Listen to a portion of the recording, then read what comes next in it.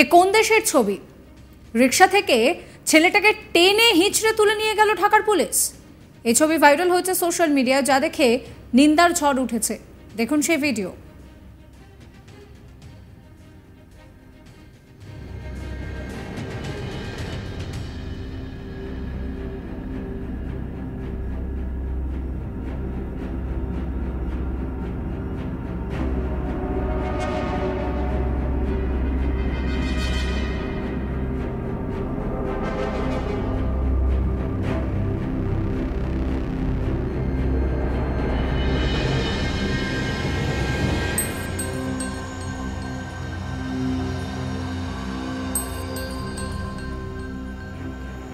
এদিকে বাংলার পুলিশ বলছে যে বাংলাদেশের পুলিশ বলছে যে সাধারণ ছাত্রছাত্রীদের সঙ্গে আমাদের কোনো বিরোধ নেই, সাধারণ ছাত্রছাত্রীদের সঙ্গে কোনো রকম কোনো সমস্যা নেই। আমাদের শত্রু হচ্ছে জামাত আর বিএনপি। আমরা নাশকতাকারীদেরকে গ্রেফতার করছি, আমরা আমাদের টার্গেট বেস অভিযান করছি। কোনো সাধারণ ছাত্রছাত্রীর সঙ্গে ঢাকা পুলিশের কোনো বিরোধ নেই, যারা নাশকতা করছে তারা আমাদের শত্রু। এমন কথা এবার প্রকাশ্যে জানালেন বাংলাদেশের পুলিশ আধিকারিক বিপ্লব কুমার। এবার প্রশ্ন যে এমনভাবে কি কোনো দেশের পুলিশ এই কথা বলতে পারে? বিপ্লব কুমার কি বলছেন শোনাবো।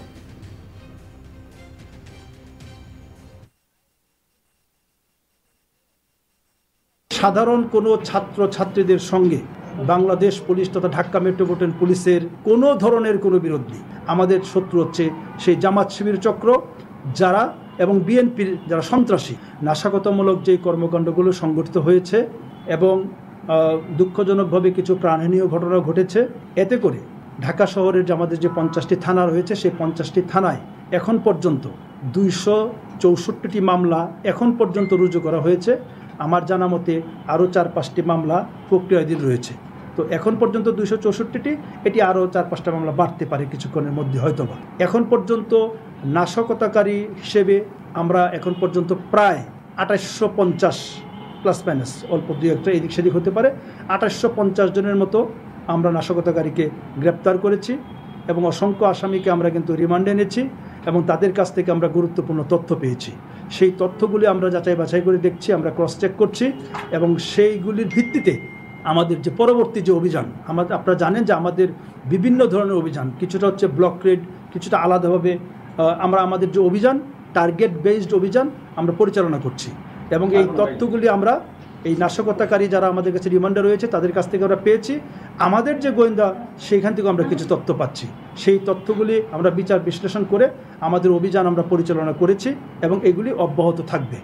তবে আমি পরিষ্কারভাবে আমাদের বলতে চাই, সাধারণ কোনো ছাত্রছাত্রীদের সঙ্গে বাংলাদেশ পুলিশ তথা ঢাকা মেট্রোপলিটন পুলিশের কোনো ধরনের কোনো বিরোধ নেই। সাধারণ ছাত্রছাত্রী তারা কিন্তু আমাদের সন্তান সমতুল্য ও সাধারণ ছাত্রছাত্রীরা আমরা ঢাকা মেট্রোপলিটন পুলিশ সাধারণ ছাত্রছাত্রীদের ব্যাপারে অত্যন্ত সংবেদনশীল। তারা একেবারে আমাদের সন্তান সমতুল্য। কাজে ছাত্রছাত্রীদের সঙ্গে পুলিশের কোনো বিরোধ নেই। আমাদের টার্গেট হচ্ছে যারা নাশকতাকারী, যারা মেট্রো রেলে আগুন দিয়েছে, যারা সেতু ভবনে আগুন দিয়েছে, এই ধরনের যারা নাশকতা করছে, টোল প্লাজায় আগুন দিয়েছে, বিভিন্ন জায়গায় আগুন দিয়েছে, গাড়ি পুড়িয়েছে, আমাদের শত্রু হচ্ছে সেই জামাত শিবির চক্র যারা এবং বিএনপির যারা সন্ত্রাসী। আমরা তাদেরকে ধরার জন্য এখনো পরিস্থিতি শান্ত হয়নি বাংলাদেশে। শিক্ষার্থী হত্যার প্রতিবাদে গানে মিছিল করছেন পড়ুয়ারা, আর সেই মিছিলে স্লোগানও ওঠে পুলিশের বিরুদ্ধে। সেখানেও বাধা দেয় পুলিশ। দেখুন সেই ভিডিও।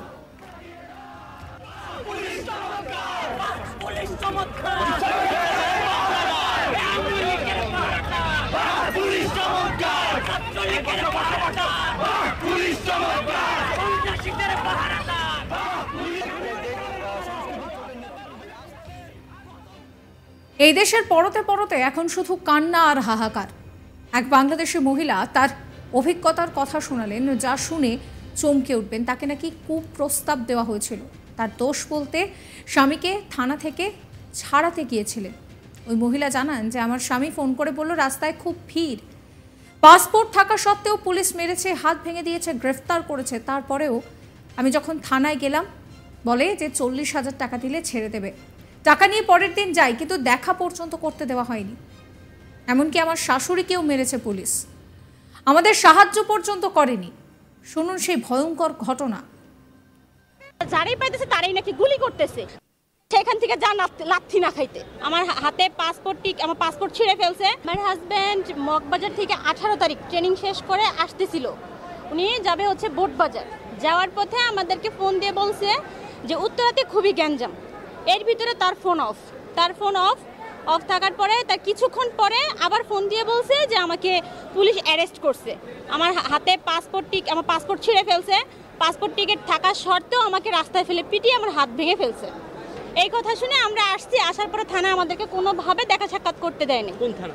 উত্তরা পূর্ব থানা। আমরা রাত্রে আপনার 3টার দিকে একবার গিয়েছিলাম বিকালে, আবার রাত্রে 9:30টার দিকে গিয়েছি, আবার রাতে 1:30টা বাজে গিয়েছি। যাওয়ার পরে তারা কোনোভাবেই দেখা সাক্ষাৎ করতে দেয়নি। আবার বলছে 40,000 টাকা নিয়ে থানায় যাওয়ার জন্য। ঠিক আছে, 40,000 টাকা হলে তারা ছেড়ে দিবে সকালে।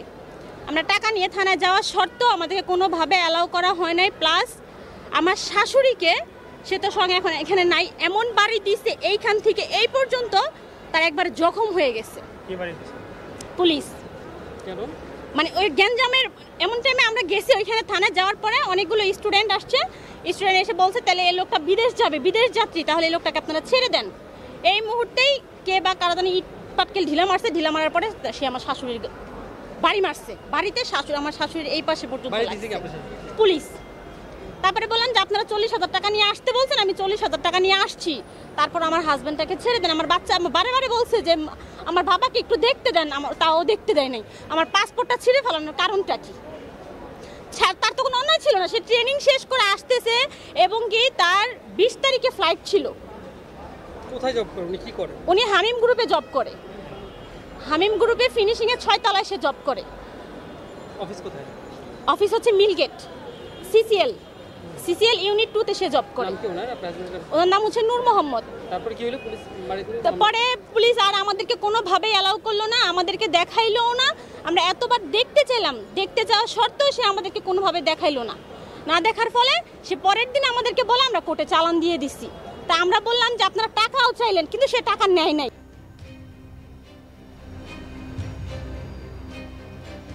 একদিকে বাংলাদেশ যখন জ্বলছে তখন বাংলাদেশের পুলিশ কিন্তু পরিষ্কার জানাচ্ছে যে এই ঘটনার সঙ্গে ছাত্রছাত্রীদের ওপর কোনো যোগ নেই, তাদেরকে কিছু করবে না, শুধুমাত্র তাদের শত্রু হচ্ছে জামাত এবং বিএনপি। কিন্তু যে ভিডিও সামনে এসেছে সেখানে এক ছাত্রকে টেনে হিচড়ে নামানো হচ্ছে রিকশা থেকে।